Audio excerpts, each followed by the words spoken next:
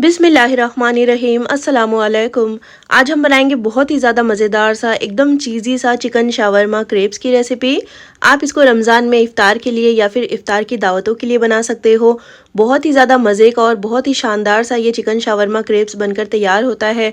बड़े बड़े होटल और रेस्टोरेंट्स में मिलने वाला ये चिकन शावरमा क्रेप्स आप अपने घर पर बेहद आसानी के साथ बनाकर तैयार कर सकते हो। और इसी के साथ हम मज़ेदार सी वाइट सॉस भी बनाकर तैयार करेंगे। फिर चलिए फटाफट से रेसिपी को स्टार्ट करते हैं। सबसे पहले यहाँ पर मैंने 400 ग्राम बोनलेस चिकन लिया है और बिल्कुल छोटे छोटे से टुकड़े कर लिए हैं चिकन के।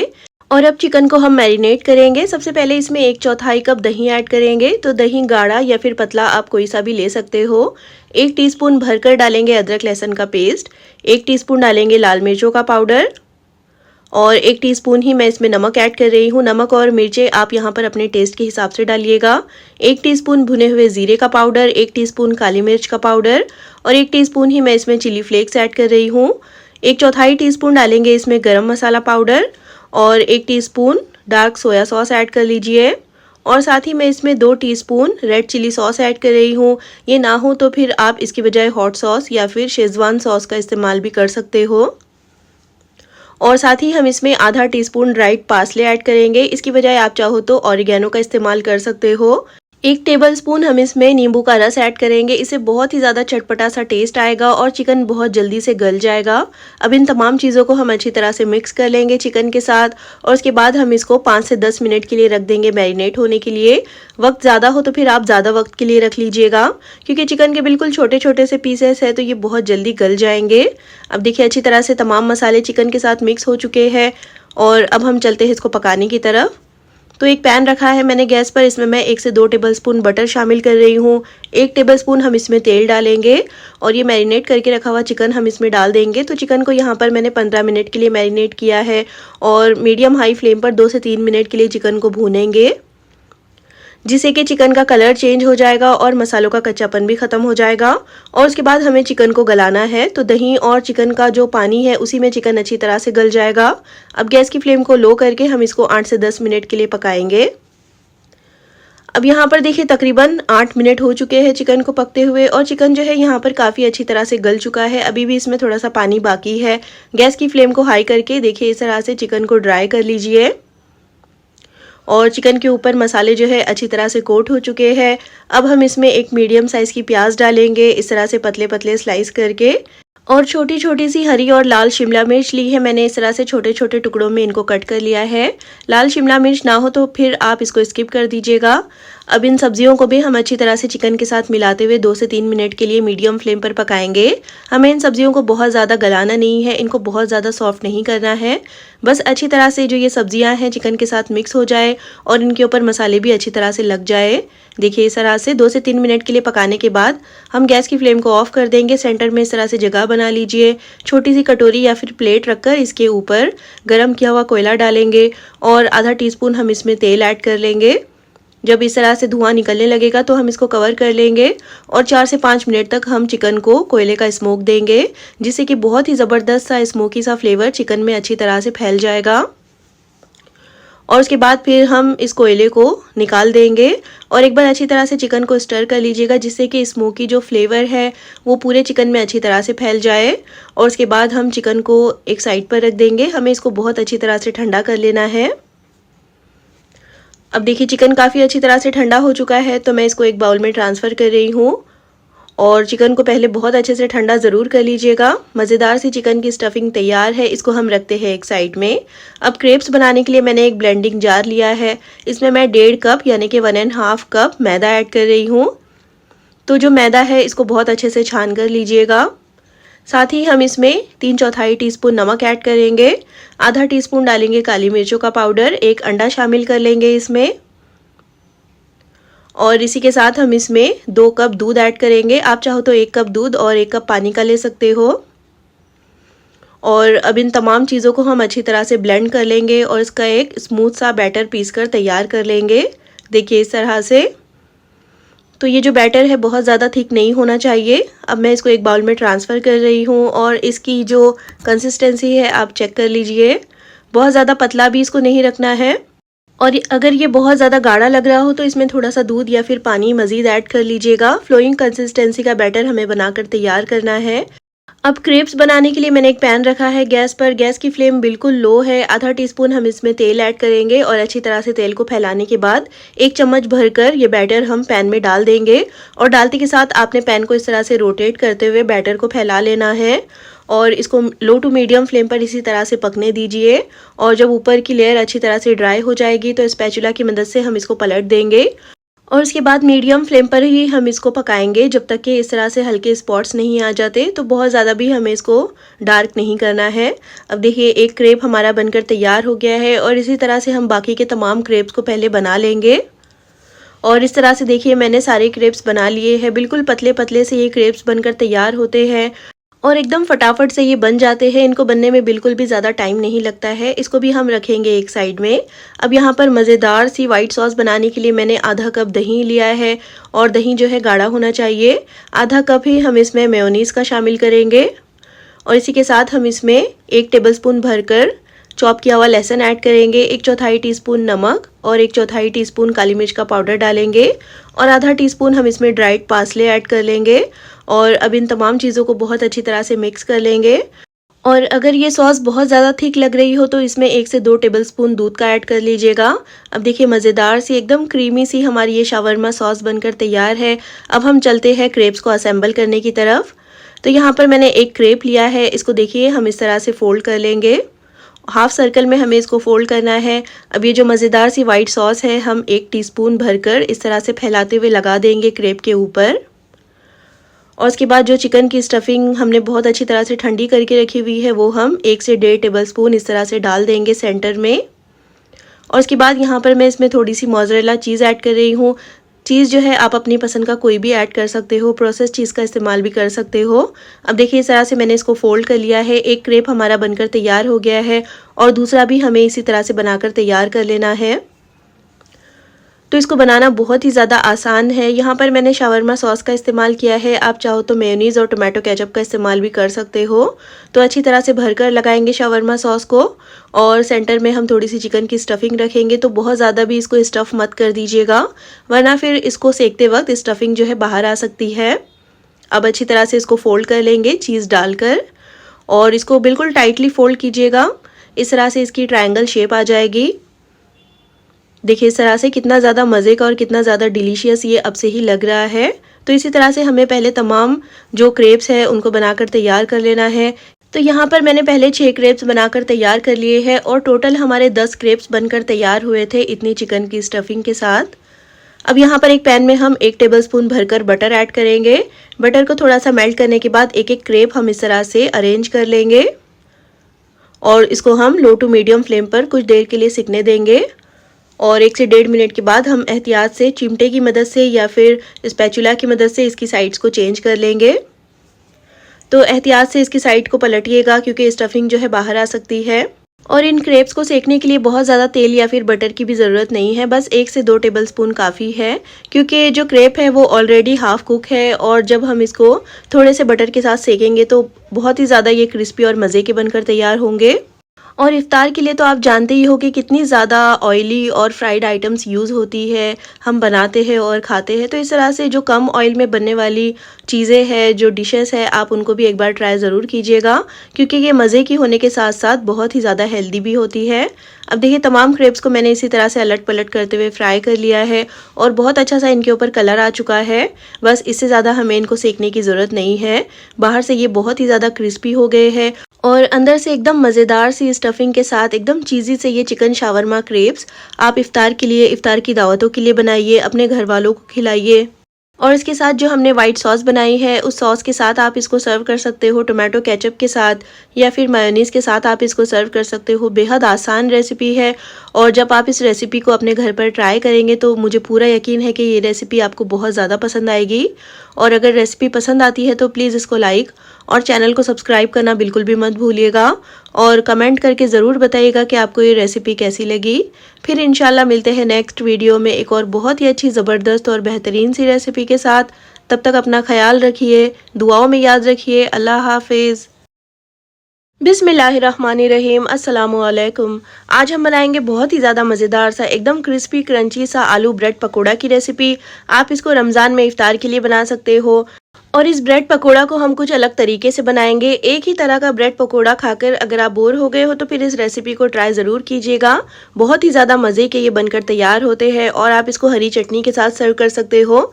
फिर चलिए फटाफट से रेसिपी को स्टार्ट करते हैं।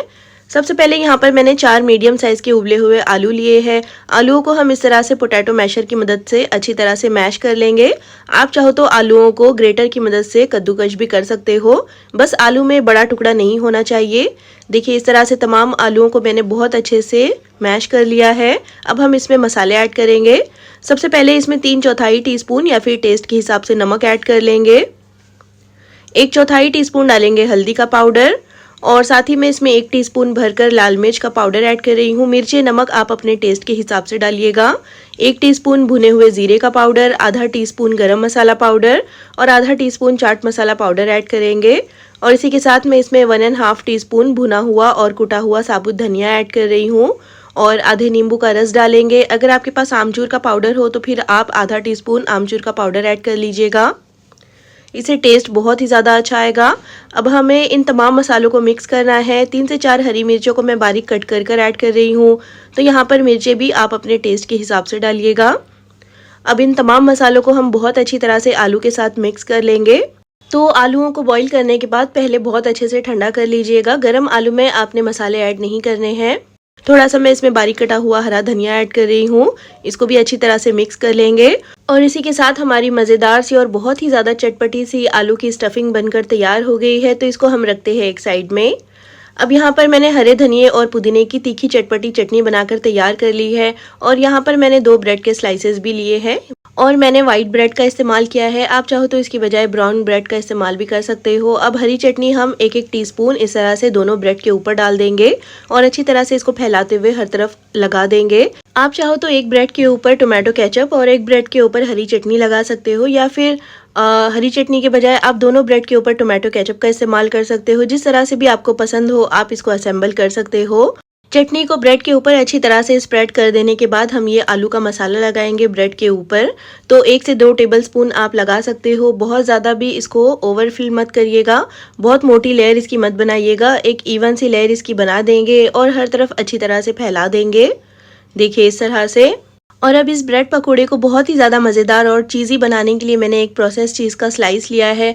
आप यहाँ पर अपनी पसंद का कोई और चीज़ भी इस्तेमाल कर सकते हो या फिर चीज़ डालना आप टोटली स्किप भी कर सकते हो। अब दूसरी ब्रेड को हम इसके ऊपर इस तरह से रख देंगे और अच्छी तरह से इसको प्रेस कर देंगे और अब हम इसको सेंटर में से देखिए इस तरह से कट कर लेंगे और इसके 2 ट्रायंगल्स बनाकर तैयार कर लेंगे। देखिए इस तरह से। और देखिए अंदर से ये कितना ज़्यादा मज़े का और कितना ज़्यादा डिलीशियस लग रहा है। और आप इसको इसी तरह से भी सर्व कर सकते हो। थोड़ा सा इसको टोस्ट कर लीजिएगा तवे के ऊपर तो बहुत ही ज़्यादा मज़ेदार सा क्रिस्पी क्रंची सा सैंडविच बनकर तैयार हो जाएगा। अब यहाँ पर पकोड़ों का बैटर बनाने के लिए मैंने एक बाउल लिया है। इसमें हम 4 मीडियम साइज़ के प्याज़ों को इस तरह से बारीक स्लाइस कर डालेंगे और साथ ही 2 से 3 हरी मिर्चें ऐड कर लीजिए। 2 टीस्पून भुना कुटा साबुत धनिया ऐड करेंगे इसमें और इसी के साथ 3/4 टीस्पून या फिर टेस्ट के हिसाब से नमक डालेंगे। 1/4 टीस्पून डालेंगे हल्दी का पाउडर और 1 टीस्पून भरकर मैं इसमें लाल मिर्च ऐड कर रही हूँ और 1 टीस्पून ही हम इसमें साबुत ज़ीरा ऐड करेंगे। 1 टीस्पून डालेंगे अजवाइन और इसी के साथ 1 टीस्पून अदरक लहसुन की पेस्ट ऐड कर लीजिए। अब थोड़ा सा इसमें बारीक कटा हुआ हरा धनिया डालेंगे और इन तमाम मसालों को अच्छी तरह से प्याज के साथ मिक्स कर लेंगे। तो अच्छी तरह से मसलते हुए रब करते हुए मिक्स कीजिएगा जिससे कि जो प्याज के लेयर्स है वो ओपन हो जाएंगे, अलग अलग हो जाएंगे और मसाले अच्छी तरह से मिक्स हो जाएंगे प्याज के साथ। और उसके बाद 5 मिनट के लिए आप इसको इसी तरह से छोड़ दीजिएगा। नमक लगाने की वजह से प्याज का मॉइस्चर रिलीज़ हो जाएगा। उसके बाद हम इसमें 1 कप बेसन और 1/4 कप चावल का आटा ऐड करेंगे और अच्छी तरह से इनको पहले बिना पानी डाले ही मिक्स कर लेंगे क्योंकि प्याज का जो मॉइस्चर है उसी में हमें इसको पहले अच्छी तरह से मिक्स कर लेना है। और फिर उसके बाद हम इसमें थोड़ा थोड़ा करके पानी डालेंगे और इसका एक स्लाइटली थिक बैटर बनाकर तैयार कर लेंगे। तो इसको आपने बहुत ज़्यादा पतला नहीं करना है क्योंकि जब हम इसको ब्रेड के ऊपर कोट करेंगे तो पतला होने की वजह से फ्राई करते वक्त वो ब्रेड के ऊपर से निकल जाएगा।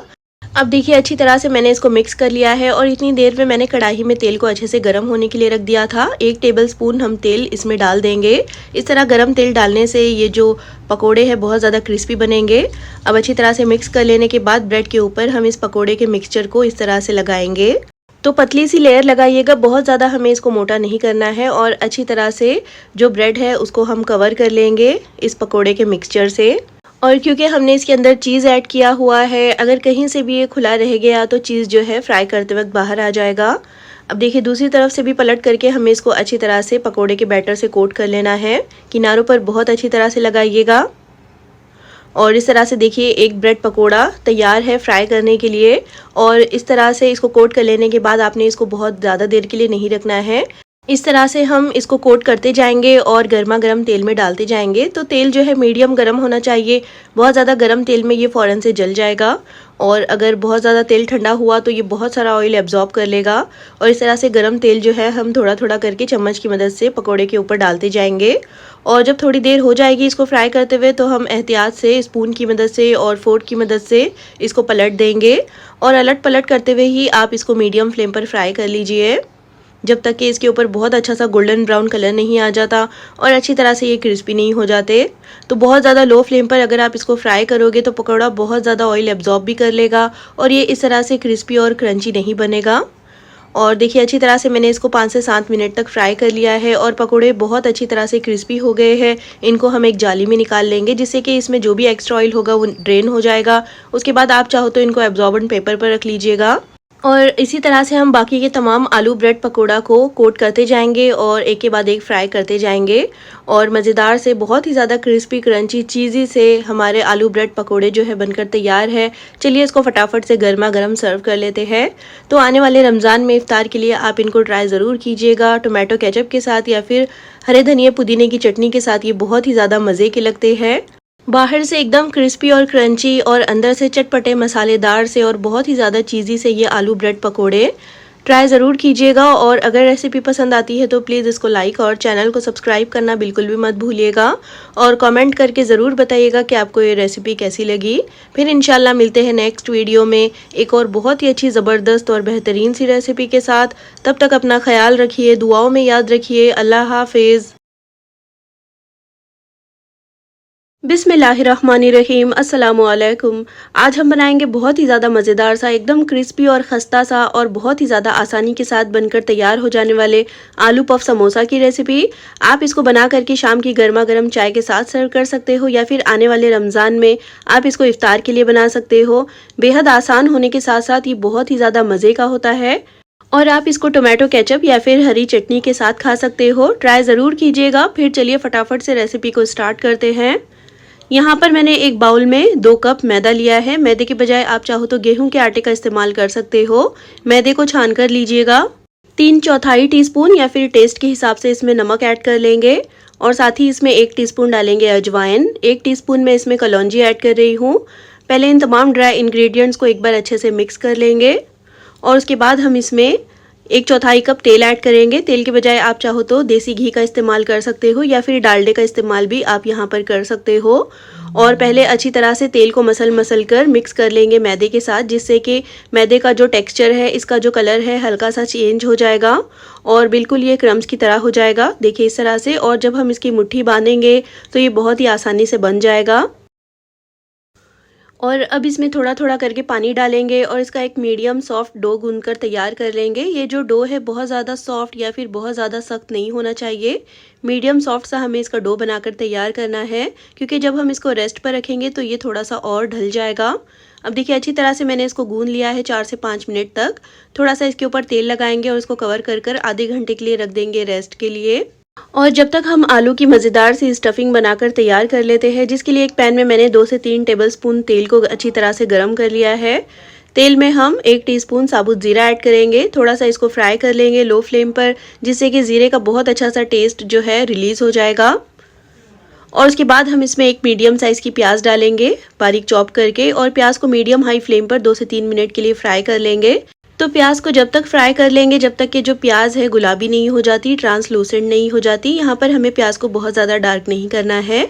अब यहाँ पर देखिए प्याज का कलर बदल चुका है। 3 से 4 इसमें हरी मिर्चें ऐड कर लेंगे बारीक कट करके, और हरी मिर्चों को भी अच्छी तरह से मिक्स कर लेंगे प्याज के साथ।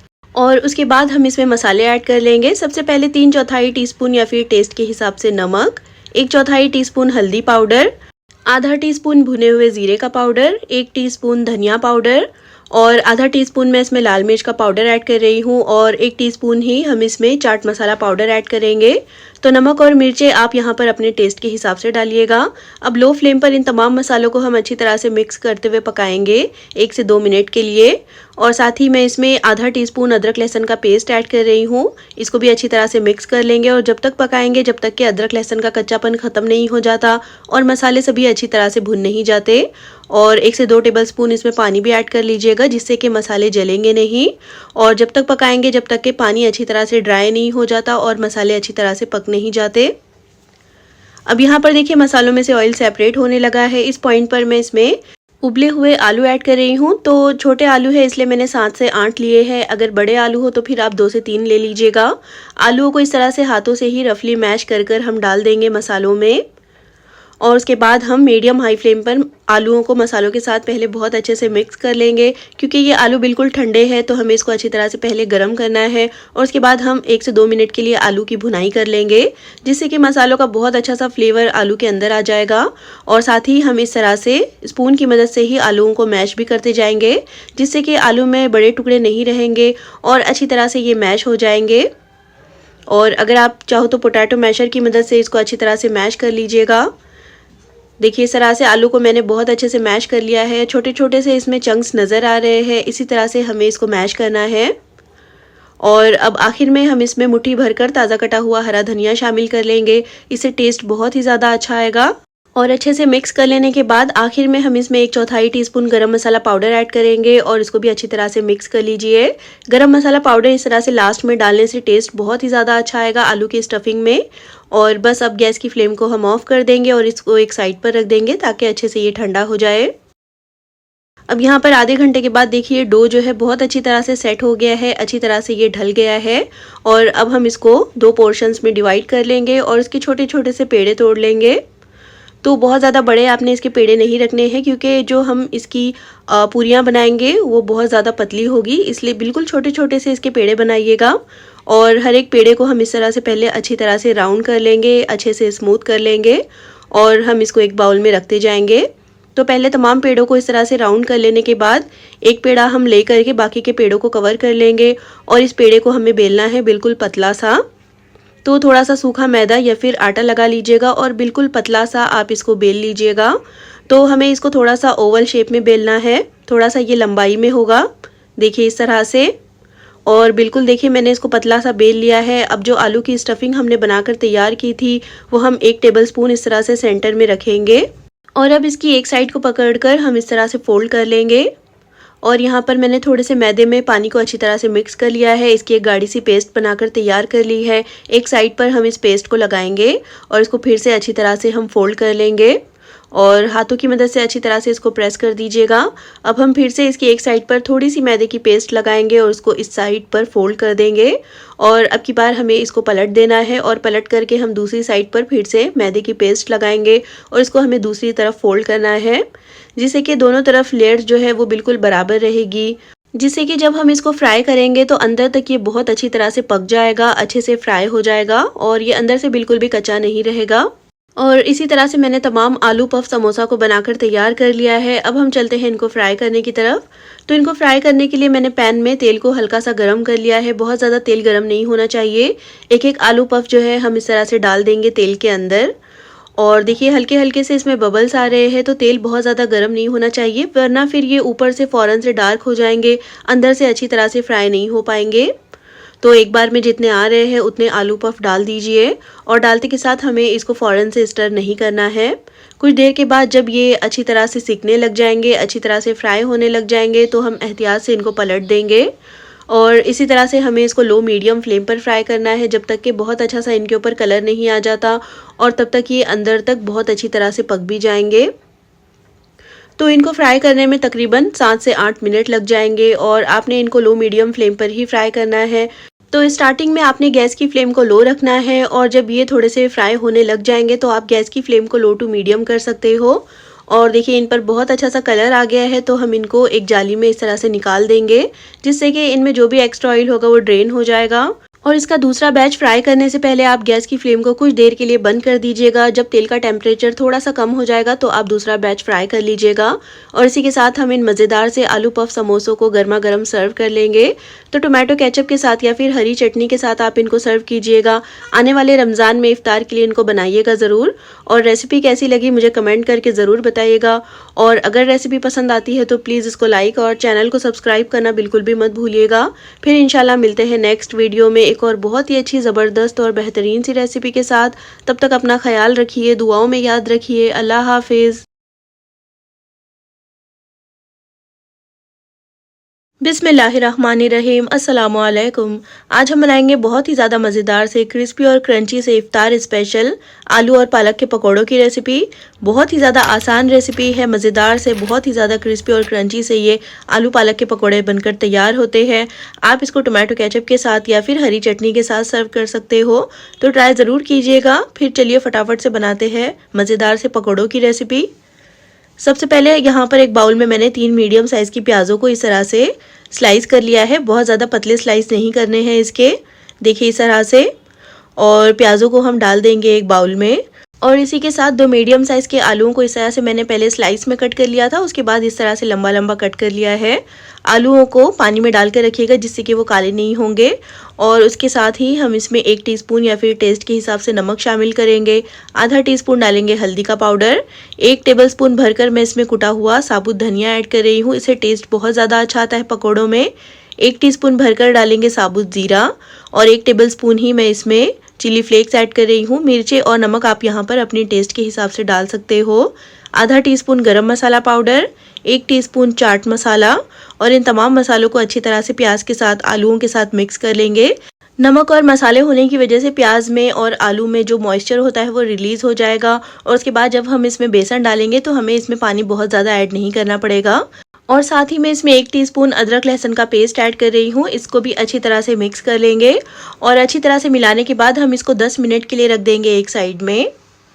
अब यहाँ पर देखिए तकरीबन 7 से 8 मिनट में जो पानी था वो अच्छी तरह से रिलीज़ हो गया है प्याज और आलू में से। अब हम इसमें 3 से 4 हरी मिर्चें डालेंगे बारीक कट करके, मुट्ठी भरकर ताज़ा कटा हुआ हरा धनिया और एक बंच लिया था मैंने पालक का, जिसको कि अच्छी तरह से धोने के बाद इस तरह से मोटा मोटा कट कर लिया है। अब इन तमाम चीज़ों को हम फिर से अच्छी तरह से मिक्स कर लेंगे। और इसमें आप अपनी पसंद की दूसरी सब्जियां भी ऐड कर सकते हो। अब 1 कप यहाँ पर मैंने बेसन लिया है जो कि बहुत अच्छी तरह से छाना हुआ है। और बेसन के साथ ही हम इसमें 1/4 कप चावल का आटा शामिल करेंगे। इससे हमारे पकोड़े बहुत ही ज़्यादा क्रिस्पी बनेंगे। अब सबसे पहले हम इसमें बिना पानी डाले ही बेसन को और चावल के आटे को अच्छी तरह से सब्जियों के साथ मसालों के साथ मिक्स करेंगे, जिससे कि इसमें जो भी मॉइस्चर होगा उसमें बेसन अच्छी तरह से मिल जाएगा। उसके बाद हम इसमें सिर्फ 2 टेबलस्पून पानी डालेंगे और उसको फिर से अच्छी तरह से मिक्स कर लेंगे।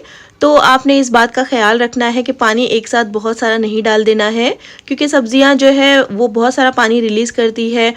और अगर आप इसमें एक साथ बहुत ज़्यादा पानी डाल दोगे तो फिर ये बैटर पतला हो जाएगा। 1 टीस्पून भरकर मैं इसमें अजवाइन शामिल कर रही हूँ, ये डाइजेशन के लिए बहुत ज़्यादा अच्छी होती है। और सिर्फ 1 पिंच हम इसमें बेकिंग सोडा ऐड करेंगे, जिससे कि हमारे पकोड़े अंदर तक अच्छी तरह से पकेंगे। और आधा कप बेसन मैं इसमें और ऐड कर रही हूँ क्योंकि मुझे कम लग रहा था। तो बहुत ज़्यादा बेसन भी आपने इसमें एक बार में ही ऐड नहीं कर देना है, ज़रूरत के हिसाब से आप इसमें बेसन और पानी शामिल कर सकते हैं। अब देखिए अच्छा सा पकौड़ों का बैटर जो है बनकर तैयार हो गया है। तो इस तरह से थोड़ा थोड़ा सा बैटर हाथों में ले करके हम इसको गर्मा गर्म तेल में डालते जाएंगे। तो जब एक बार बैटर तैयार हो गया है तो हम इसके फ़ौरन से पकोड़े तलेंगे। इसको कुछ देर के लिए भी नहीं रखना है, वरना फिर ये जो बैटर है बहुत ज़्यादा पतला हो सकता है। और छोटे छोटे से पकोड़े बनाएंगे और जो तेल का टेम्परेचर है वो मीडियम रखिएगा। एकदम हाई फ्लेम पर या फिर बहुत ज़्यादा लो फ्लेम पर आपने इनको फ्राई नहीं करना है। लो टू मीडियम फ्लेम पर आप इनको फ्राई कीजिएगा, जिससे कि पकोड़े जो है अंदर तक अच्छी तरह से पकेंगे और बहुत अच्छा सा इनके ऊपर कलर आ जाएगा। हाई फ्लेम पर फ्राई करने से ऊपर से ये जल्दी से डार्क हो जाएंगे और अंदर से कच्चे ही रह जाएंगे। अब देखिए 5 से 7 मिनट तक मैंने इनको बहुत अच्छी तरह से अलट पलट करते हुए फ्राई कर लिया है। अच्छा सा कलर आ गया है पकौड़ों के ऊपर, तो बहुत ज़्यादा मैं इनको डार्क नहीं कर रही हूँ। और क्योंकि मैंने इनको मीडियम फ्लेम पर फ्राई किया है तो अंदर तक ये बहुत अच्छी तरह से पक चुके हैं और बहुत ही ज़्यादा क्रिस्पी और करारे से हमारे पकौड़े बनकर तैयार हो गए हैं।